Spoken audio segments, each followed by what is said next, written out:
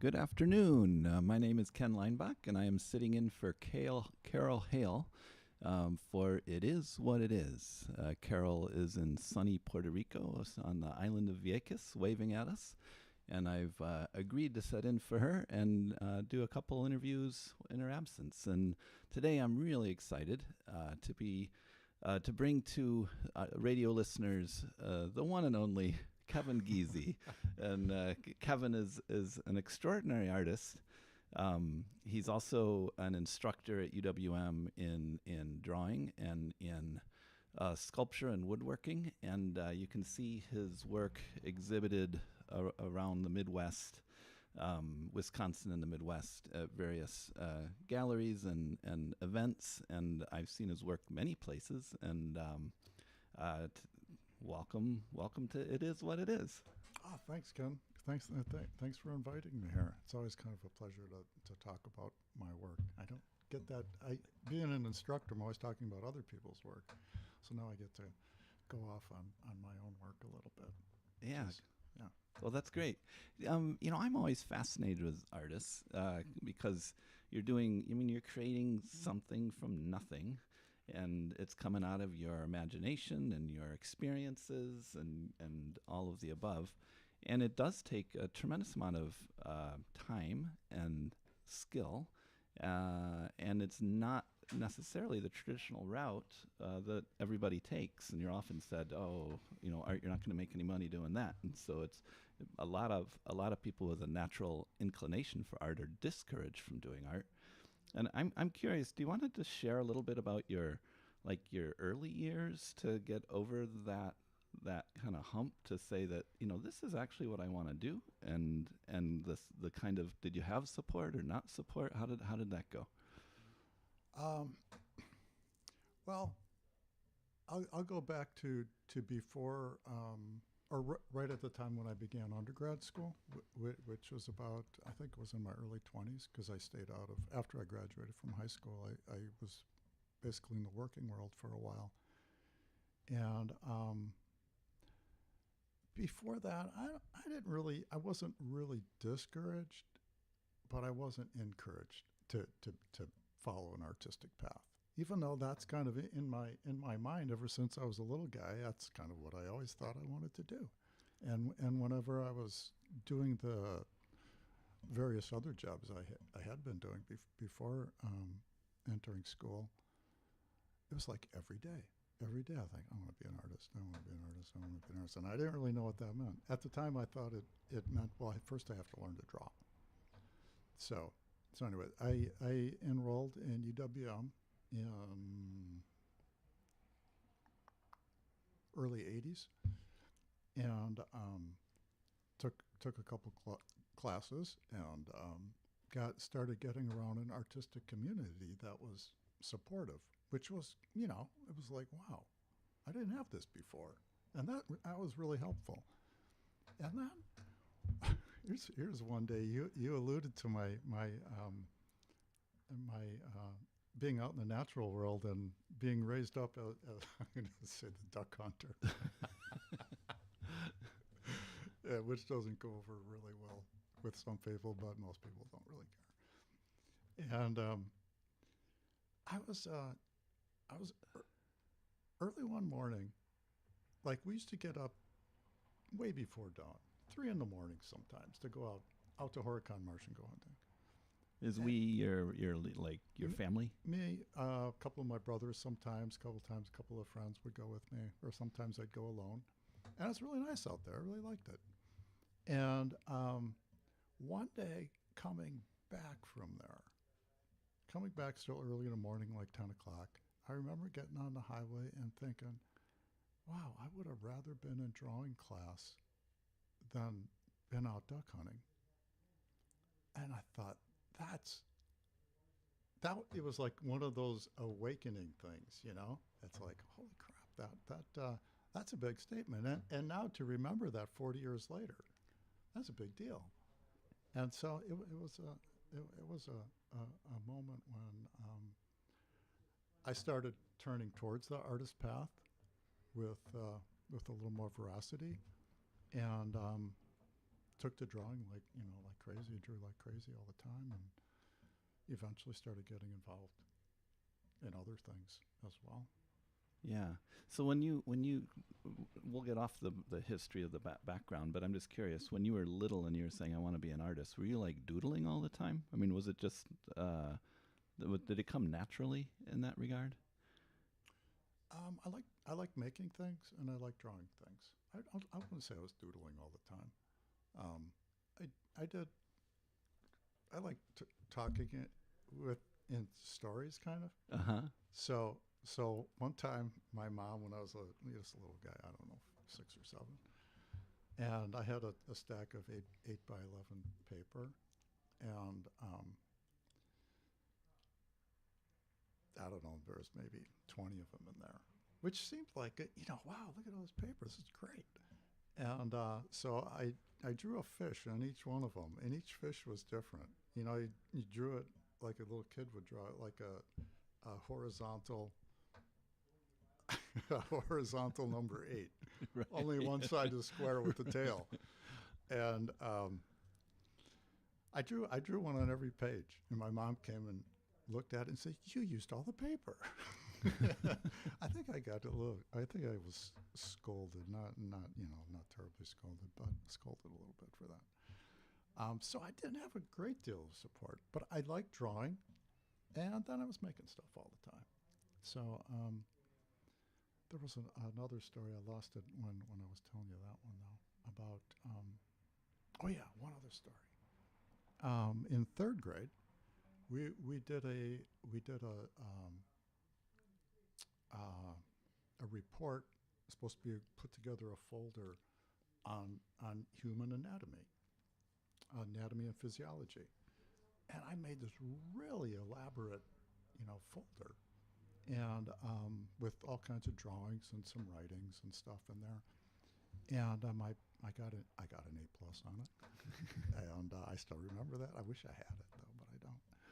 And my parents were very proud of me, and they thought, "Oh, he's going to be a doctor." And I thought, "What? I don't want to be a doctor. I want to be an artist." So I remember those things as a young kid, doing stuff like that. Yeah. And then always making stuff. Yeah. A lot of kids do, just like making stuff and being creative. Right. So let's like fast forward now to some of your work. So you have some unusual pieces that came out of somewhere. I mean, out of your thinking. There's one in particular that I'm thinking of, and I wish I could like show the audience these things. So maybe it would be best if you actually described it. But the one with the long, I forget what type of wood it was. Was it I think it was the box elder? Buckthorn. The buckthorn. Do you want to just talk about that piece for a minute, just to describe it, and then where did that idea come from? The origins of that idea is when I first started getting interested in wood, which was after I'd been interested in it as a building material, having worked construction and carpentry, modeling, and all that stuff for a lot of years. But then I started getting interested in the different kinds of wood. So I'd go out in the forest and I'd get my pocket knife and carve away at dead trees and find out what color they were. I really didn't know anything about them. And one of them I came across was buckthorn. And it's an invasive species around here. I mean, really highly invasive. And they cut it down all the time in public areas. And the buckthorn that's dead in standing, because it weathers, it weathers pretty well. It turns a bright orange. Okay. And so I just took note of that, and I maybe made a few things with it. And then over the years, I think it was right after, fast forward to after graduate school, where I got interested in political stuff, like it is now with the immigration, all the stuff that the repressive things that they're doing with immigration. And so I made a few smaller versions of what you're talking about, and then I had a show out at Linden Sculpture Garden where I made five five of these made out of buckthorn wood that were 20 some feet tall.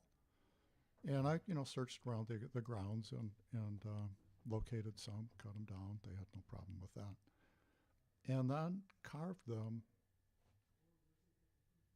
with four sides. So they're squared with four sides, but they followed the grain. So they twisted and turned as they went up. And at the base, they were probably 2 inches wide when they were carved square. And then going all the way up to the tip, 20 some feet, they were down to a half inch. So it follows that curve and the curve of the tree and the twist of the tree. And I call it immigrant, actually, in that because to work with that dynamic of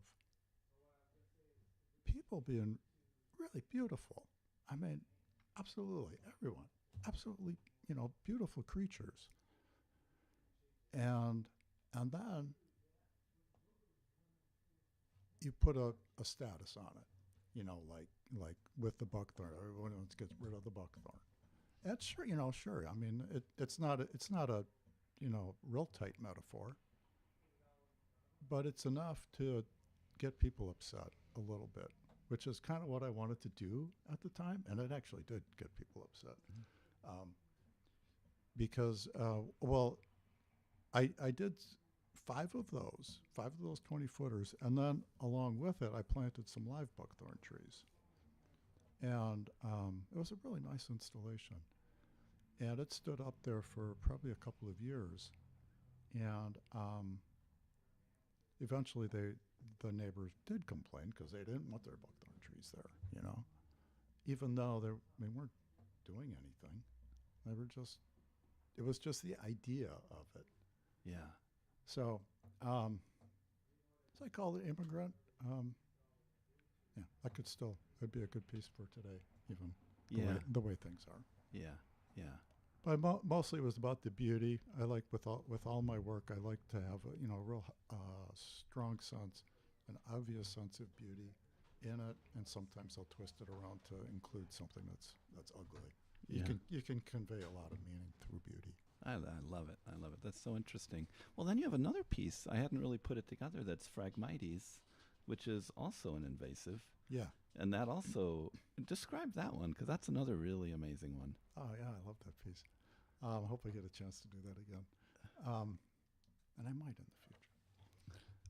It's Phragmite grass, which is the stuff you might see growing along the highway. It's an invasive species. And naturally, they grow to about, sometimes they get up to 12 feet or so.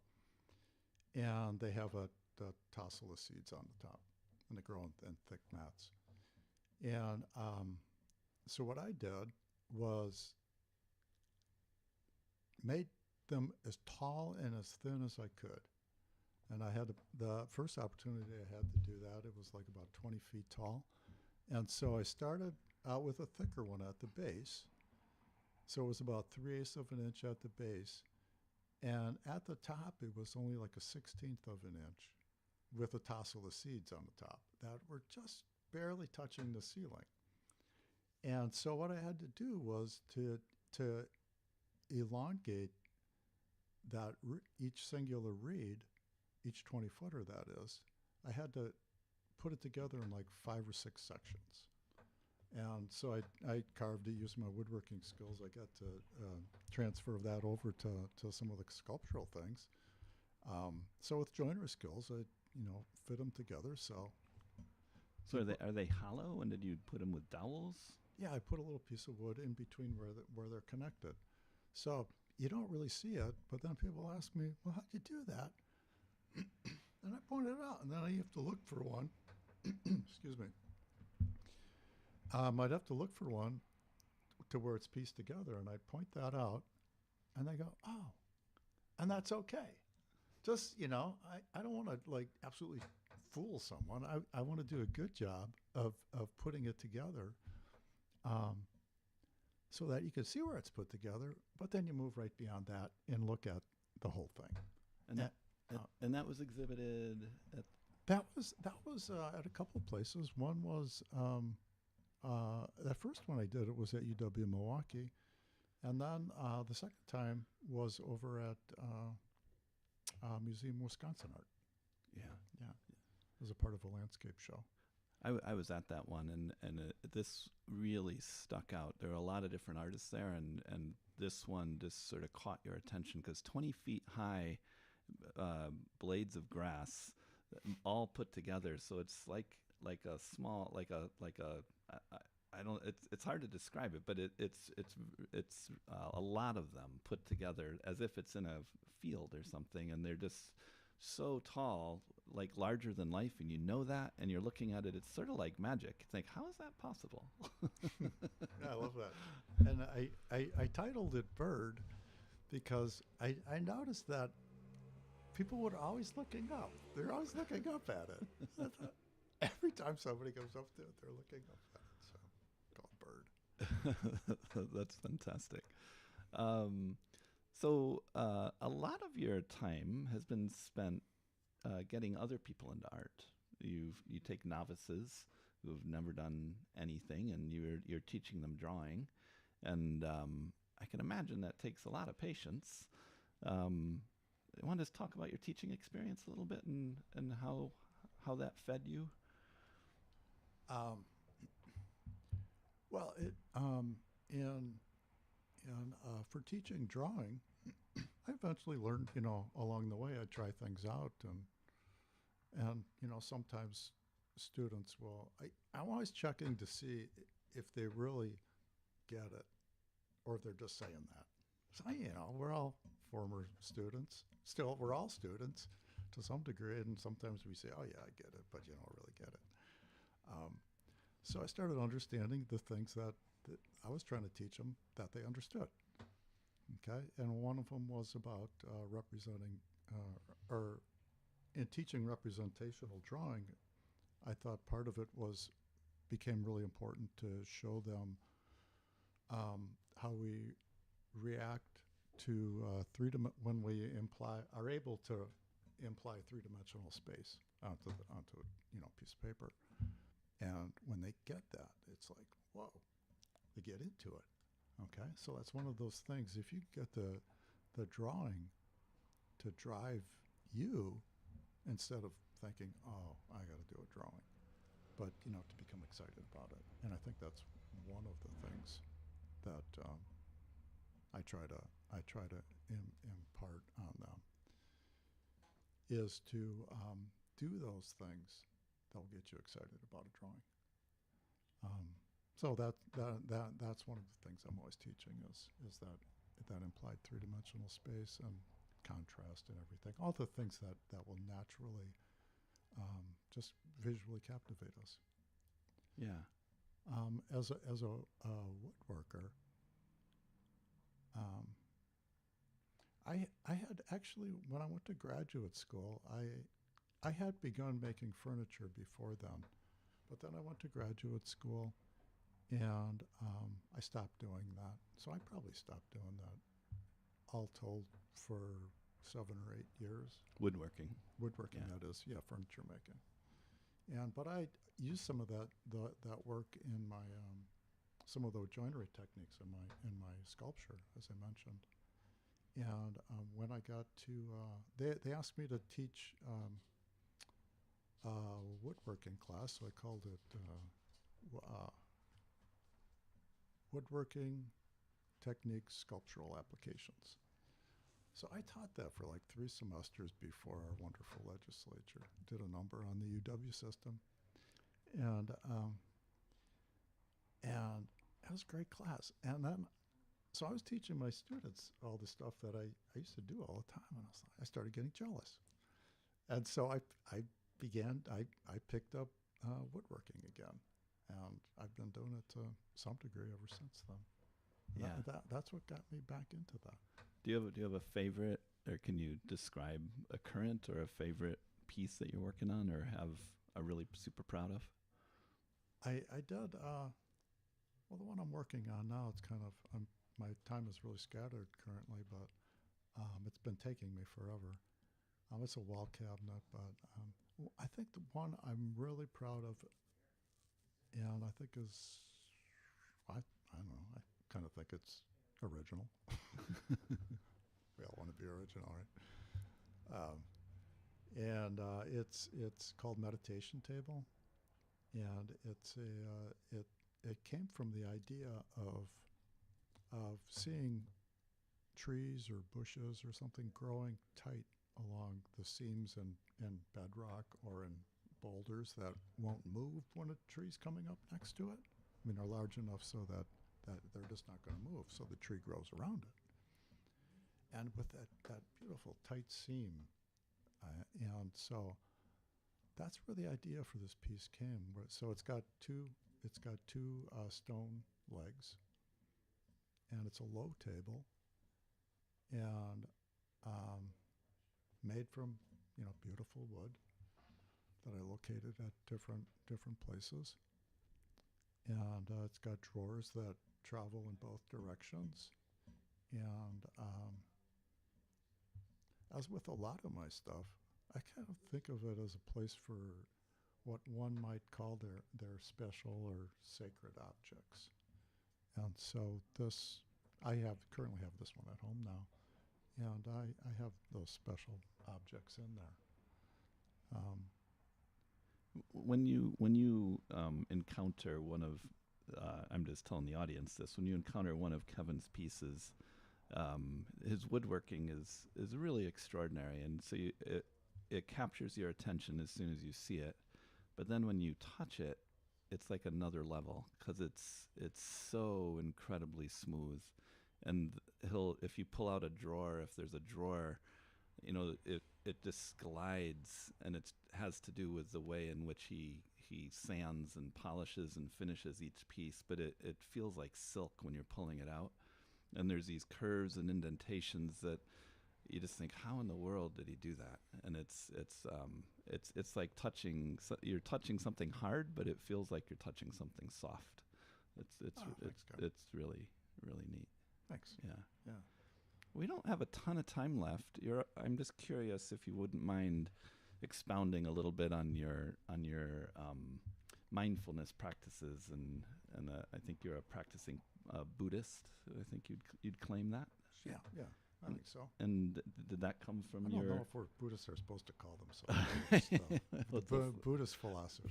Buddhist, that works. Yeah. Did that come from your artwork, or what's your evolution there? No, I don't think it came from my artwork. Artwork came before my practice on that. I got involved in Buddhism and mindfulness and Zen and all that stuff. I think as a way to cool down my emotional life, and it's been great for that. I've been practicing for a long time. It's not a quick fix by any means, but it certainly has helped me to see clearly, to understand clearly. To see clearly, I guess I don't mean visually. I mean metaphorically see clearly. Operate with more confidence. So it all kind of ties in there with the work that I'm doing now, because I pretty much follow my intuition on things, and it gives me some clarity to identify if it's just a flip thought or if it's something with a path that I can travel in each individual piece, and also as a group, work the work itself as a group. Yeah. One of the joys that I've discovered from doing these interviews for River West Radio is it's an opportunity to really put a spotlight on River West itself. Because last week it was Denny Rowan, who lives in River West. Previously it was Michael Leinbach, who lives in River West. And how long have you lived in River West, Kevin? Oh, my gosh. 20-some years. Yeah, 20-some years. 20-some years, yeah. Let's see, over 20 years, 22 or 3 years. Yeah. Yeah, in the River West neighborhood. I've moved around a couple of times, but yeah, long time. I remember when we were just talking, I remember when this shop was just, there was rows of DVDs. What's a DVD? You know what it is. A lot of people don't. Right. Has this neighborhood influenced your work at all? Well, there's a lot of artists that live around here. And that's influenced me. Always, being in a community of artists. But the river is real nearby, and I've done work based on some materials that I found down by the river. I would say, in that way, that there's a community of artistic-minded people in River West, and we have that the walkway down by the river that you were highly involved in keeping wild, I believe. Yeah. Nice job on that. Thanks. Yeah. My art form. Yes. Oh, definitely, yeah. Oh, we didn't even get into that. What's the definition of an artist? Kevin and I are always arguing because he says everybody's an artist. I was wondering if you're going to ask me that. and I tend to call myself a creative because I don't think of myself as having artistic skill, and I believe Kevin sort of doesn't like the term creative. I don't know. What are your thoughts on that in the last few minutes? A creative, because calling. This is assuming that people like to be called creative. Okay, if you call yourself a creative, that means you're setting up a hierarchy. Okay, so you're a creative, and this person over here is not a creative. But I want to be a creative. Nope, sorry. So, and that's the limitations on just the word creative. So if you say an artist, the least the way it works as I understand it in our culture, or in our language, that you can call an artist and be all degrees of an artist, but with artist being a creative act. This philosopher, I recently have gotten really interested in. He's passed away maybe 10 or 15 years ago, John O'Donohue, and it's just wonderful. And he says that we are all artists because we are all ex-babies. And our babies, are they not creative? You could take that further and say, well, I would remember kindergarten or first grade, and having taught a little bit in the elementary level, I mean, just as a teaching assistant. We have 13 seconds left. There's a big difference between first grade and second grade. And in second grade, they start tightening up. And something happens so that artist gets squashed down a little bit. But before that, we're all artists. Got it. Thank you very much. Great.